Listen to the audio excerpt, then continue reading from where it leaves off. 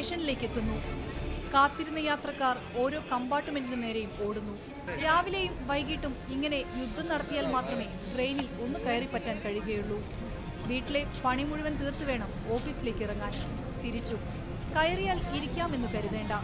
General കമ്പാർട്ട്മെന്റിൽ ഇങ്ങനെ തിങ്ങി ഞെരുങ്ങി വേണം യാത്ര ചെയ്യാൻ. ഇത് എറണാകുളം നിസാമുദ്ദീൻ എക്സ്പ്രസ്. യാത്രാ തിരക്ക് വർദ്ധിപ്പിക്കുകയല്ലാതെ അതിനുള്ള യാതൊരു അടിസ്ഥാന സൗകര്യങ്ങളും ചെയ്യുന്നില്ല എന്നുള്ളതിന്റെ ഒരു ഉദാഹരണം കൂടിയാണ് ഈ ട്രെയിൻ കമ്പാർട്ട്മെന്റ്.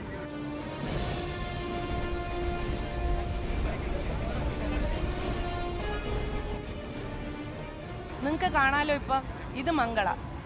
വടകരയിലേക്ക് പോകുന്ന 100 കണക്കിന് സ്ത്രീ യാത്രക്കാർ അധികം കുത്തി നിറച്ചാണ് ഇതിൽ പോവുക. മര്യാദയ്ക്കൊന്നും നിൽക്കാൻ പോലുള്ള സൗകര്യം ഇതിലുണ്ടാവില്ല. കാരണം ഇതിലൊരു ലേഡീസ് കമ്പാർട്ട്മെൻറ്റ് ഇല്ല.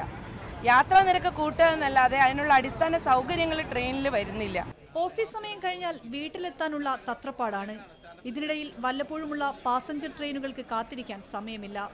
ഒന്നുകിൽ പുതിയ പാസഞ്ചർ ട്രെയിനുകൾ അനുവദിക്കണം, അല്ലെങ്കിൽ സൂപ്പർ ഫാസ്റ്റ് ട്രെയിനുകളിൽ സ്ത്രീകൾക്കായി കൂടുതൽ സൗകര്യമൊരുക്കണം.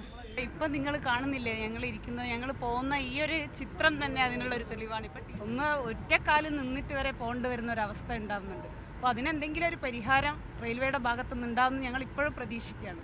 ട്രെയിനുകളിൽ അടിസ്ഥാന സൗകര്യങ്ങൾ വികസിപ്പിച്ചിട്ട് മതി ടിക്കറ്റ് നിരക്കെന്നും ഈ സ്ത്രീ യാത്രക്കാർ പറയുന്നു. ക്യാമറ പേഴ്സൺ ഷിബു ചെടിച്ചേരിക്കൊപ്പം ഷിത ജഗത്, മീഡിയ 1, കോഴിക്കോട്.